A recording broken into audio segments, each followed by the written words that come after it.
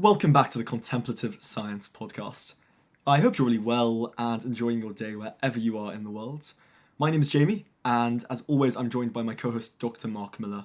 Mark, how are you, mate? James, how's it going, man? I am very good, and I'm very excited to get started today. Yeah, today is something of a treat and something we've been looking forward to for a Exactly. long while. Today, our guest is Dr. Yuria Salidwin. Yuria is a native of indigenous Naua and Maya descent, and her research lives on the intersection of indigenous studies, cultural psychology, and contemplative science. Yuria, how are you? Piali, Cueno Tuatiliwa, Nahuatl no Tocayuria, ni Chanti ni Can México, Nahuatlatoli Mayatlatoli Chiapas, Lectaleshe Bameayesh, Binti Awilelik, Hoonjak Bil Yuria, Hoon Hatum Satumbalom Nawa, Tok Maya Etik, Tastoigelal Skinal Chiapas, Wakolawalik, Untelabai Behonte Cope, to Unte Taleshe. Thank you, dear Mark and dear Jamie. Thank you for having me here. What you just heard are my indigenous Nawa and Maya Tzeltal languages from my ancestors, from my lineages. And I am Beautiful. introducing myself. My name is Yuri, as Jamie was saying, and also acknowledging the lands from where I'm from, the highlands of Chiapas in Mexico. And then also, I really like starting any conversation acknowledging the lands because that's where Yes. our real, the heart of our belonging is. No, Yeah. we're reconnecting to the Mother Earth, and so apart from the lands of my ancestors, I also want to acknowledge the lands of the Lenni Lenape and Wapingers peoples of the islands of Manhattan, which is where I'm speaking today. So thank Wonderful. you so much. Wonderful. Thank you so much. Great start. Yeah, I think you've just potentially given us a slight. Sorry, hang on. Got an ambulance. Um, I think you've potentially just given us a slight taste of the differences up front between Western and Indigenous contemplative science. Um, and this is something that I know very little about. I know it's not an area of expertise for Mark. And on an incredibly high level, I'd love to know, what do you perceive to be the key differences between Western and Indigenous contemplative science? Uh, I think there are two main things that I have observed, and also that I have come across over and again in not only my studies of indigenous contemplative being or living, but also my living in within these contemplative traditions, especially in the area of Mesoamerica, which is where I'm from, and the ones I'm more familiar with. And that is that the very first part of entering into awareness is the awareness of belonging to a larger system, belonging to the ecosystem, belonging to the earth.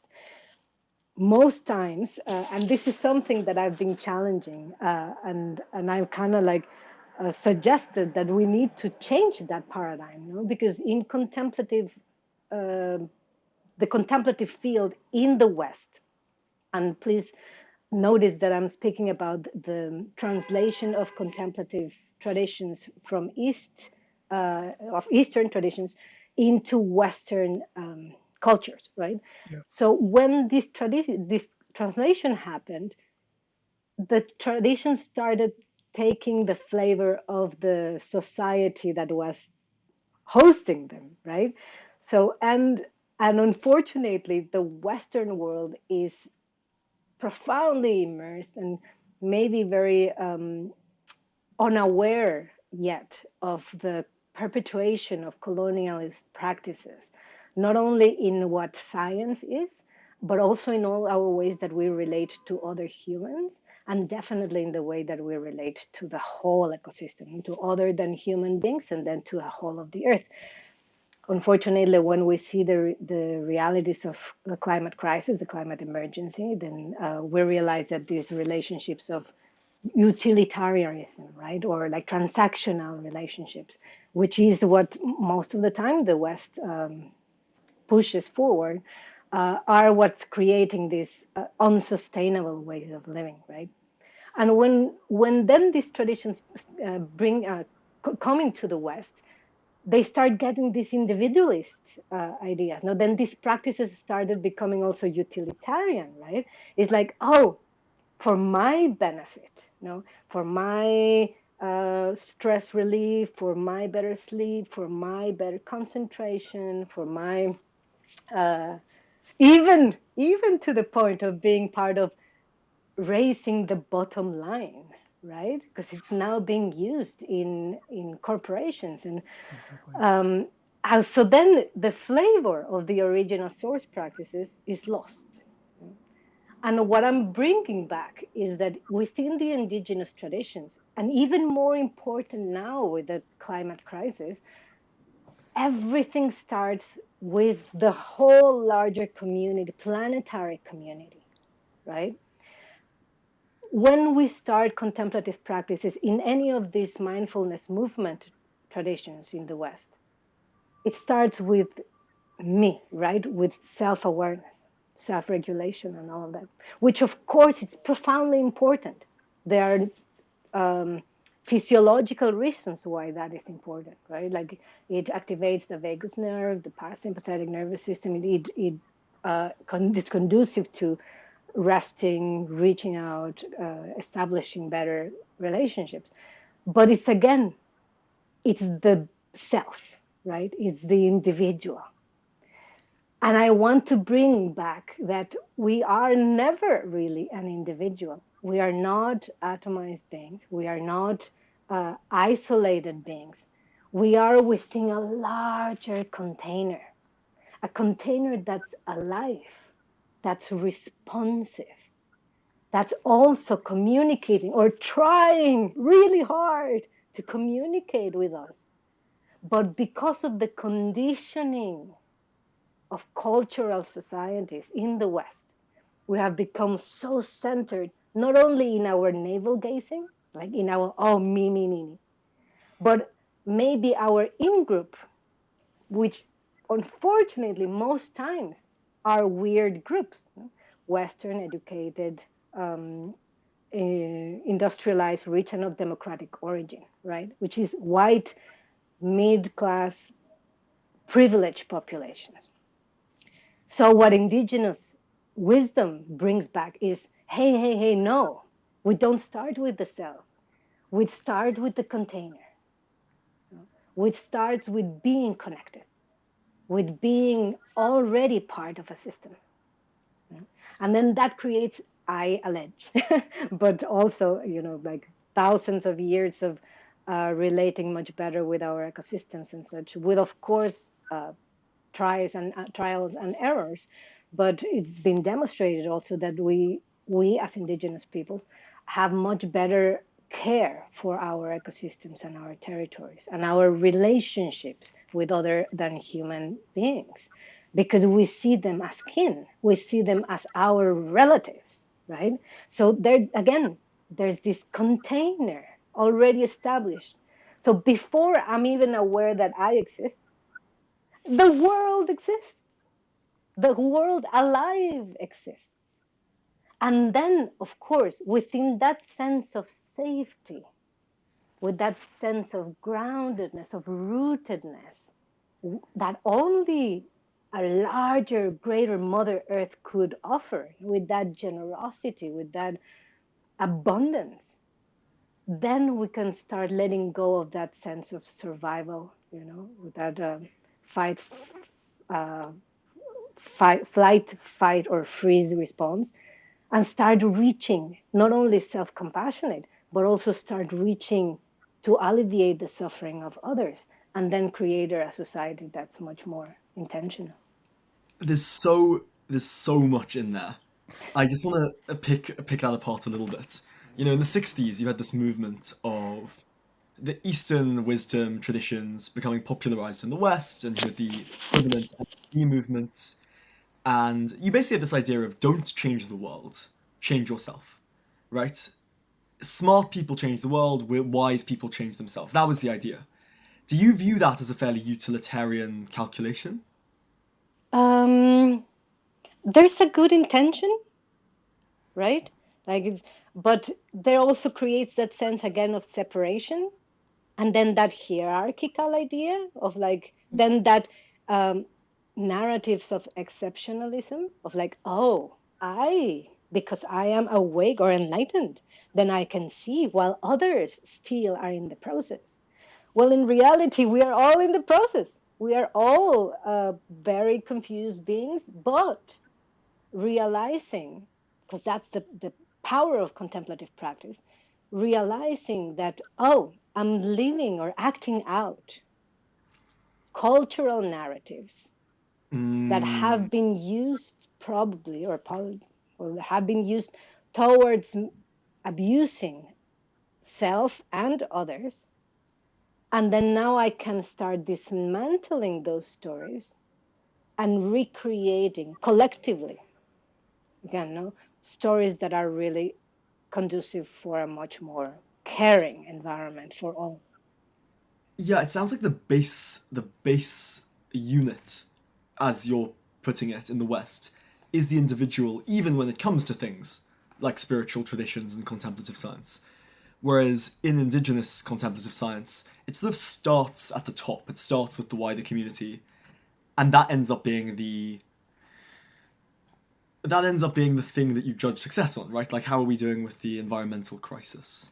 What are the big macro outcomes, as opposed to I am developing skills that you say are valuable, but nonetheless I could be inward looking with them. Is that kind of have I caught that? Yeah, and yes, Jamie, I think you got it right. The or right in the point. The it is about the container and the collective, right? Like how the collective helps creating awareness and responsibility for who we are, like what our role is or our part is, but also realizing that there's empowerment in self too. So it's not either or. They do come together. There, of course, is a place for the self, but a self that is intentional and aware, right? That's part of a system. So I believe it's like, oh, well, I think it's not the one individual and that changes themselves and that changes the world. I think the world changes the individual and then the individual as well changes the world. It's a constant communication, right? It's a constant impact. It's a constant change.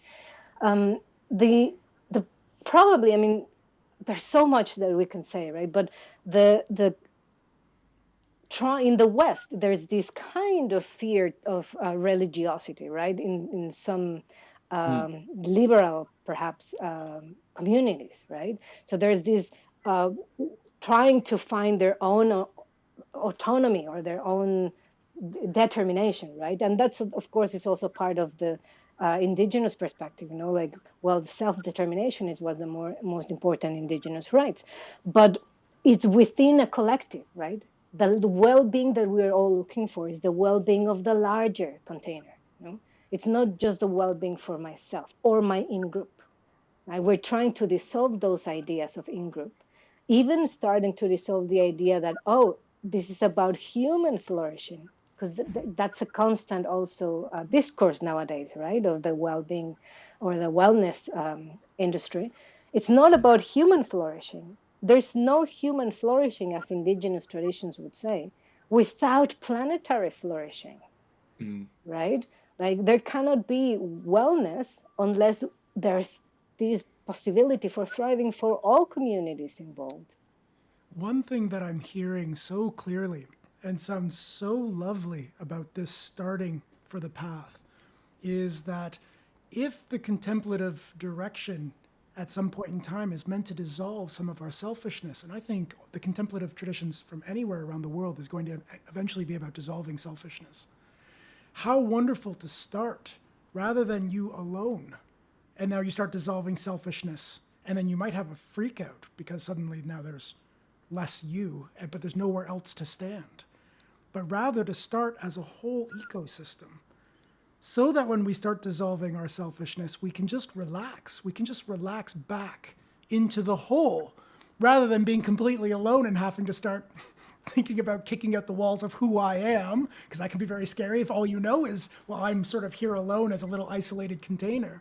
But set within the culture, within a cultural perspective where you are part of a bigger whole, then I could imagine the project of reducing your selfishness would be a lot more ease filled. And I suspect it has been like that in other cultures around the world where we've extracted contemplative practices from. But I really hear it today with you, with your particular tradition. Yeah, thank you, dear Mark, and thank you also for bringing the realities of extractivism, right? Right. Which leads us also to cognitive imperialism, right? Because it's not only, oh, we find little things that sounds convenient, we take them, but we only take what's appropriate, what's convenient for our Yeah. culture, right? Yeah. And then modify them in the way that, Yeah. oh, we can then increase whatever it is that we are looking Yes. for. So Yeah. those extractivist practices are perpetuating colonialist realities in the West, right? And that's something that, because it's so large and so ingrained in the culture, maybe most people still don't realize that it's a systemic problem, right? Yeah. And it will And there is appear in all aspects. Yeah. and a big problem sometimes to draw out some of these practices out of their container, because the container was integral to how the practice functioned. So we hear that a lot today. I think we're starting to get a little bit into our dialogue today about mindfulness is not really what it was originally set out to be if you completely separate it out from the practices it was meant to grow up in. Yeah. What's an example of cognitive imperialism? Well, um, this idea of bringing a practice or finding a practice, no, and then thinking that we in the West have the capacity or the possibility of choosing how to use those practices in our for our advantage, right, or for our benefit. So in the end, it's like you are intellectualizing over these practices and then extracting them for the benefit of the new container, no, of the new society or the new part of it. But then you're again like using like those practices or those wisdom traditions as utilities, right? As only But could they not say you have a low-lying anxiety thing, and then you take a practice like mindfulness, which was certainly not designed for Westerners to get over an anxiety disorder, I accept, but you are extractionist in as far as you use it as an instrument to help you in a life in a world that's scary and difficult. That doesn't sound bad when I put it like that, but I'm interested to see where that fits in for you. Uh, that's a great example, Jamie. Thank you for bringing that up. Because what is anxiety? But a sense of deep ingrained fear, right? Mm. Like something in the environment doesn't feel comfortable, like it's generating some kind of response, no reaction of uh, agitation. But once we start reconnecting with the environment itself, and then as I was saying, like the connection is first established, then the basis, the foundation is safety. Then you may be able to feel more comfortable reaching out, right? Understanding that maybe the environment is not that, but is what I'm creating of the environment, like the story that I'm creating of the environment. But it's important also to say that maybe not all environments are safe, especially not for people of color or people of the color majority, right? It hasn't been the case. So how do Mm. we generate these spaces of safety? Like one of the things that indigenous traditions bring is that reconnection to nature, right? And of course, by no means I'm saying like, oh, you go into the middle of a rainforest and it's a safe place. Of course not, right?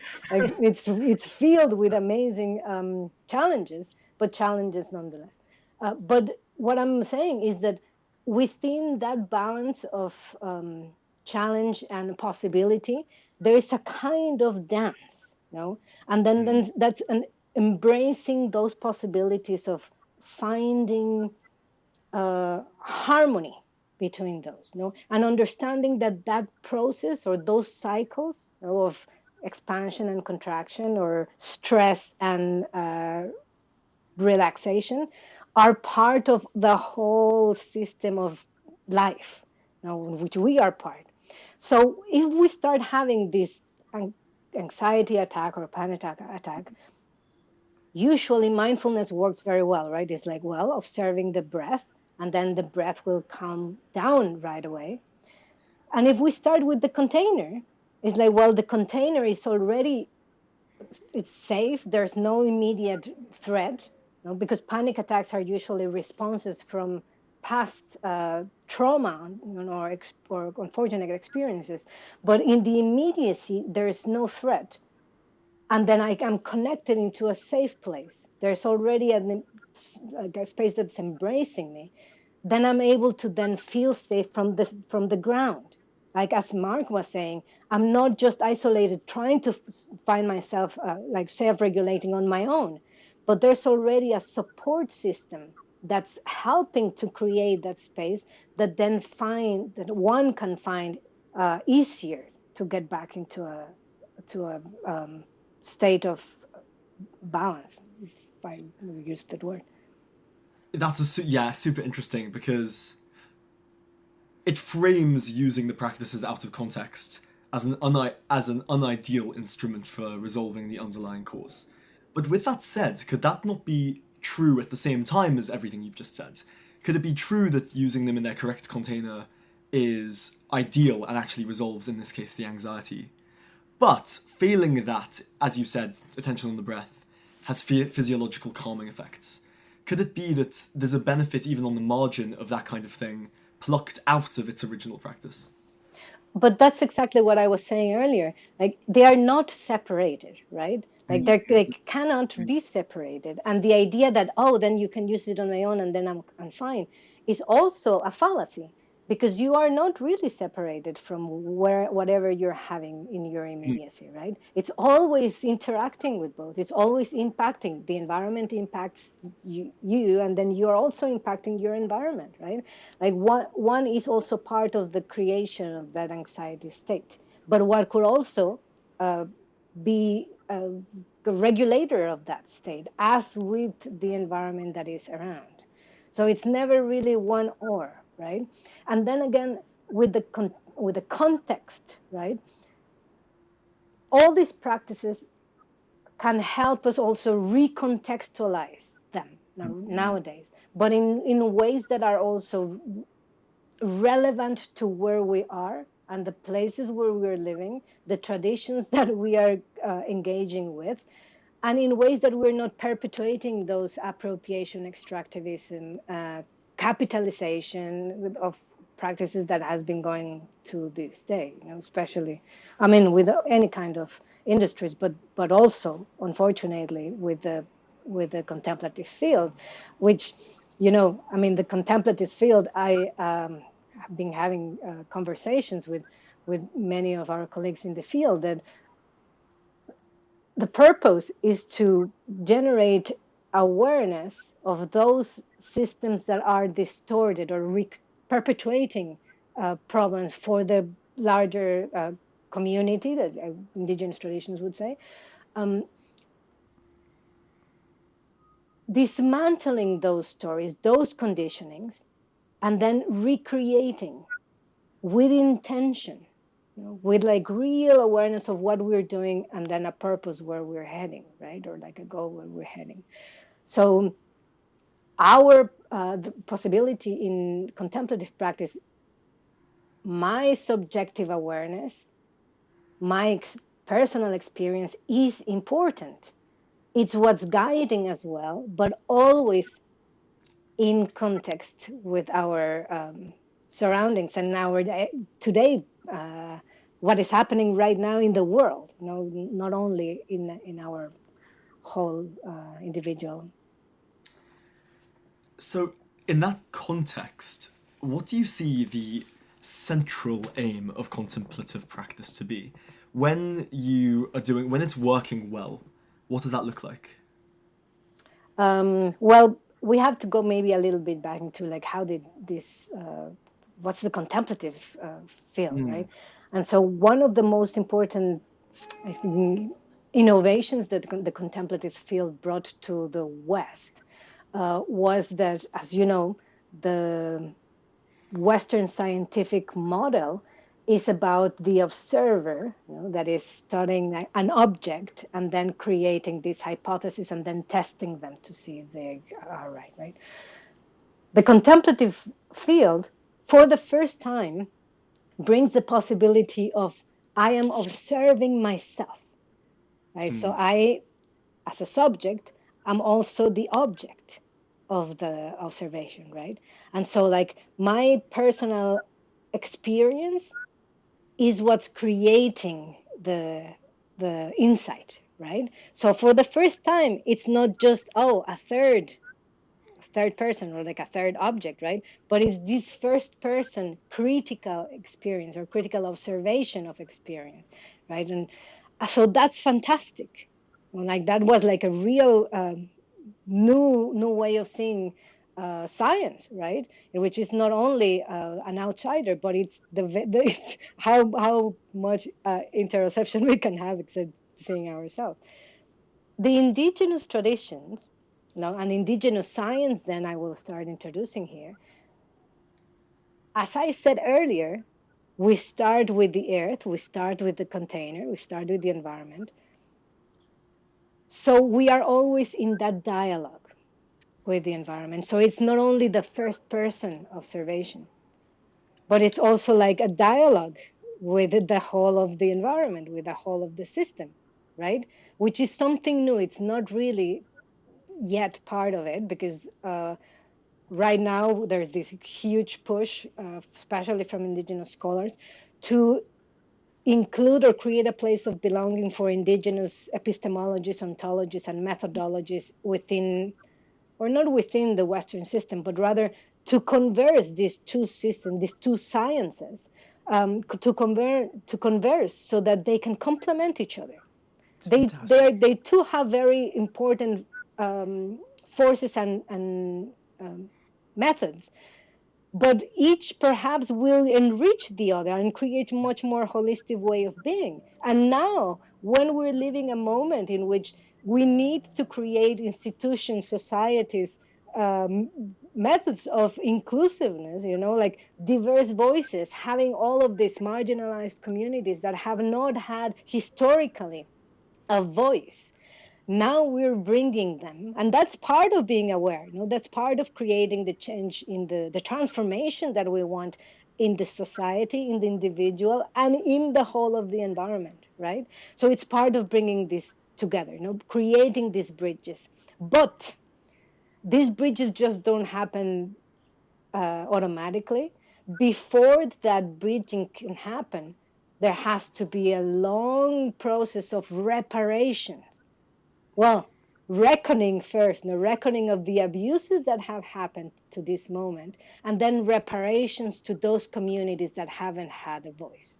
And then we create a place of belonging for all of this. So it's very complicated. It's not one person transforming, but it's we all as a collective, in conversation. How do we do this? How do we start? Where do we start? And bringing this change forward. Yeah, I'm fascinated. I love that because I'm fascinated by the idea of these different types of epistemologies, basically, and the ecological epistemology.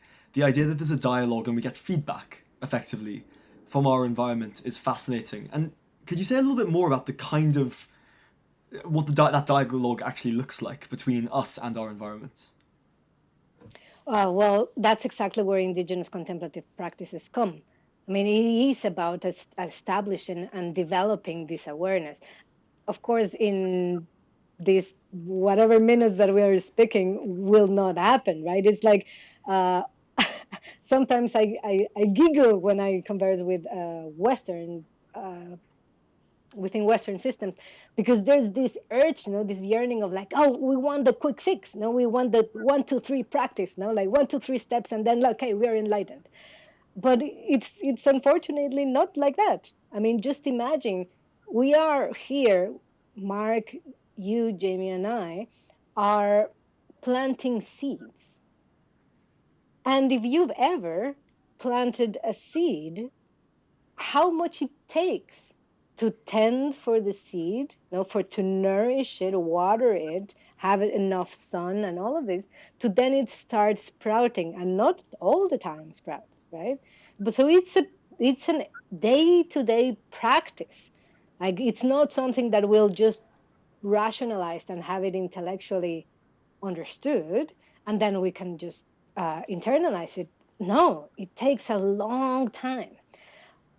Part of my work, or my quest, let's say, part of my quest in the field is to be able to bring these kind of practices and bring them also as helpful as mindfulness practices have been for the individual. Now bring these practices from indigenous traditions, but to be of benefit for the whole of the earth. And being, of course, for the whole of Mother Earth means that it includes all other than human relatives, the human relatives, and we create in the whole kin-centric practices of care, right? Like it's centered in the kin, like in the lineage of beings, right? And then we start using those for that purpose, no? For recreating possibilities of flourishing for the whole of the planet. If you were to help somebody start encouraging some of these seeds, because I really hear that. It's not a simple thing to say just out loud. Maybe it's more complex than that. But what would you do to bring somebody to help somebody encourage those seeds in this sort of direction? What does that look like? Well, first of all, is to really start establishing communities, right? To reconnecting to your communities and start creating those concentric circles, no? Not only with your own family, because many times it's a joke within contemplative circles that, oh, you feel you're very enlightened, well, go Go spend home to one your weekend. family. Yes, right. So like, how, who are we kidding, no? If we bring all these intentions, but we are not even able to speak with our partner, or our neighbor, or Yeah. our colleague at work, But right? that's hard. It's hard. It's hard to deal with our community, you know. Of course.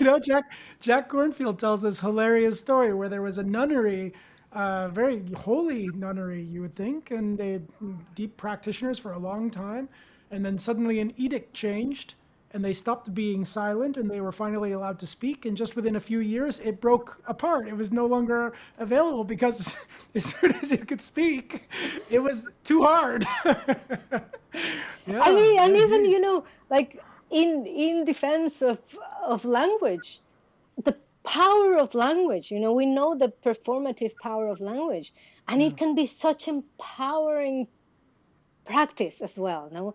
Like we know how poets have this wizardry, this magic to really enhance inspiration to be better beings, with others. So we can use that language with, then again, intention, right? Intention yeah. for compassion, intention for kindness, intention for care. So that's really what we are looking for. So starting to cultivate that community, caring for that community, truly caring for that community, re-engaging again with communities, indigenous communities on all different parts of the world. There are 574 indigenous communities federally recognized in the US.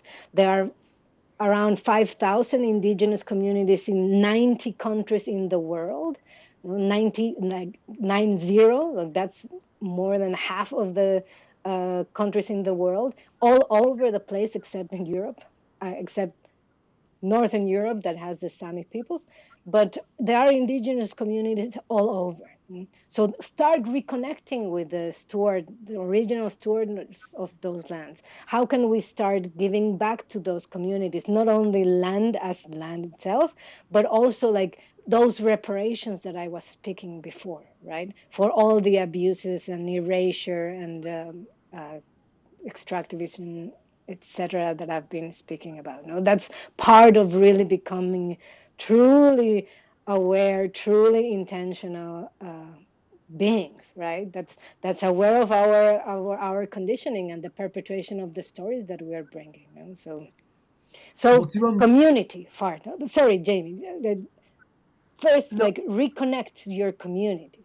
Be Yeah, participant yeah, of the change in your community. That's essential. And then another part, because I'm speaking about the community of beings, Yeah. but reconnect with natural environments around you. You know, Yeah. how are you caring for the environment? Like that's also part of it.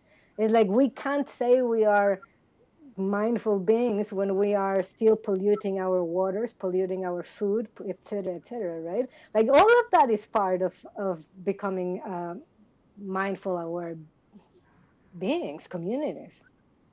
So those are the two things to start with. Yeah, but I mean, there's if you want to have a little bit more specifics, I'm in the process with my dear collaborator, Dr. Daco Kellner by at UC Berkeley. We're establishing these possibilities of bringing practices into the field. So I'm really pushing to bring voices of indigenous communities, indigenous traditions to the world to be really having a place, no, of belonging in not only in the field. I think we have huge nuggets of wisdom that can be really crucial in the crisis that we're living today. Not only the mental health crisis, but also the health epidemics, and of course the climate emergency. So is this like specific practices there when you were just saying that you're bringing certain things out of this treasure trove of wisdom that can be beneficial and that maybe we can look at empirically and sort of dig into? Are you talking about practices in particular, like cultural practices that are different than what we have sort of on tap just today in Yes, contemplative that's circles? that's Wow. that's my current Wow. work right now. So Cool. so please Is there, be tune in because yeah, I'm yeah, going of to course. I mean, I'm bring tuned right in. in. Is there anything is there anything like specific that you could share? Like is there any one practice just like one container that you're interested in sort of looking at more closely or bringing into the conversation more fully? Um, I rather not get into a specific Oh, practice it's right now okay. because I really believe in deepening practices, not just Yeah. like 5-minute practices that the Oh, yeah, West yeah, yeah. the West is very used to, Mhm. but rather kind of like started pushing people into really learning to sit and be within a container and within a practice, Mm. which is what I will be offering later on with this project that I'm doing. But I would Wonderful. I would love to yes to share with you maybe some point of reflection, some point of reflection that's grounded in this well in this whole wisdom that I'm trying to poorly articulate with the language. I mean, English is not even my second language, so I'm No, trying. come on. But I No, would it's love great. to. I would love to do share something, and it's in the my original Tzeltal Maya language, and then I will give the translation into English. Fantastic. Yeah. And it says, "Tekushineltike, tekushineltike yak giyitke, sokteya koshltike, yahaltik te ishkushlejaltike, stilnash te sek utik ek etik, suto ik alel shiwel, sok ipal kak alitetik, spisil halbil te hichkanbil ta kushineltlik. Tsa kochbachtik sokyantik ja chpasbachtik li tabalumilal sokte kushineltike.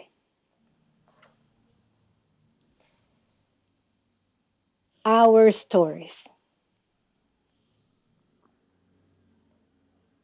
From the stories we hear and that we tell, we weave our world. From the intention of the star to the chills of the wind and the lightning's wrath, we weave our land with stories. nourished by and bound with others, we become the world through stories. Yeah. Wow. And it's true. Thank you for that. Thank you for that. You're Hokalawan. right. The stories that we tell create the realities we're bound in. So we have to be very careful about the stories that we tell. So we need to get our story correct. I just heard just recently a young man who had a near death experience came back and said, the first thing I thought when I opened my eyes is the first thing that happened was I laughed because I couldn't believe that we were still stuck in this belief system that was manifesting this reality. And I thought, coming out of this death experience, why are we still stuck here? You know, in so many other places, we have different belief styles, and they're easier than the belief styles that we're living under here. And very much the idea that the beliefs that we hold were somehow the reality that we were living in. Yeah, yeah, yeah. Yes, absolutely. And welcome to your friend. Those experiences are profoundly transformative, and they reorient our priorities, right? Yeah, And yeah, where we are right now, we are in that kind of collective experience, like yeah, very near, the chaos. yeah, But I would bring then the origin stories of many indigenous traditions, but in this case of the Maya traditions, the Quiche traditions, that said that the whole world started with a great nothingness where everything lay. Now, this darkness with all potentiality, but in a state of total disarray. And then it came a subtle move, a breath that starts creating movement and order, and the skies were formed, and then the earth, and then the sun shone bright, and little by little, life started unfolding. So, where we are right now, in that sense of maybe chaos, also potentiality, also opportunity for that sun of consciousness, of awareness, of enlightenment, of intention, to shine bright and create order of this state of disarray, this state of chaos. Possibilities from all those seeds that we are joining efforts to plant to really tend, and help them flourish. Let them become nourishment, food for others. And may we all reciprocate to Mother Earth that gives us all this nourishment selflessly. May we reciprocate to her by us as well, sacrificing or giving, offering our lives to also become better food, nourishment for all others. What does enlightenment mean to you? oh, it's a good question. Caring, compassion, kindness, reconnection to the heart of the earth, where we really become beings of emotion, beings of sensation, beings of thought, beings of word, but beings of potential. So it's a verb as opposed to an idea of a state. A verb, yes, of course. And then that will also bring us back to indigenous wisdom, because indigenous wisdom is about action. It's not just about uttering ideas, which bring us back to like, oh, but what's enlightenment? I would say that's a little bit of rationalization, intellectualization. We don't need to get there. We know all these words already. now we need to get them into action.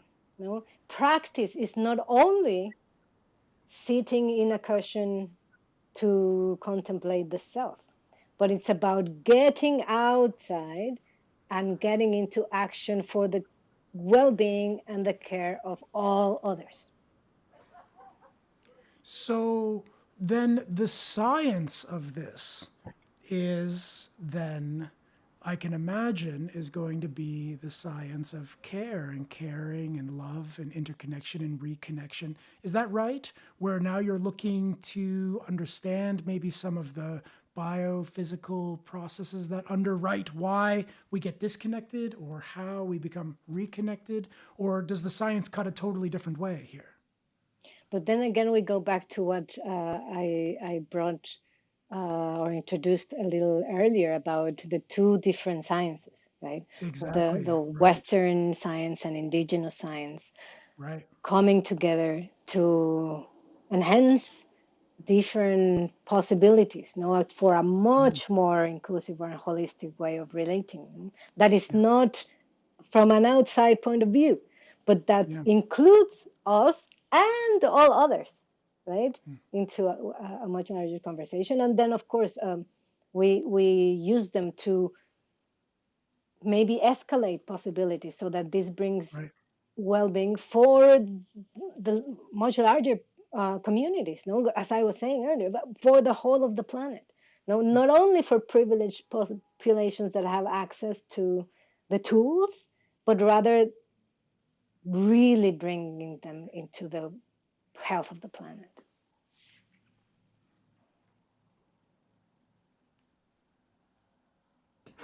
There's just so much in here. I want to just turn it to what you've called the centrality of Buddhism, which what I pick up on is the way we do contemplative science in the West is we hone in to an unreasonable or disproportionate degree on certain traditions that have found themselves prominent in the West. And we seem to ignore traditions that are equally valuable. Why is it that Buddhism seems to have won this race of evolution to seed in the West in a way that's now studied? Well, there are reasons, Jamie, but I would be careful to using maybe the words like ignore, no, like it's intentional. I don't think it is intentional. I think it's rather maybe a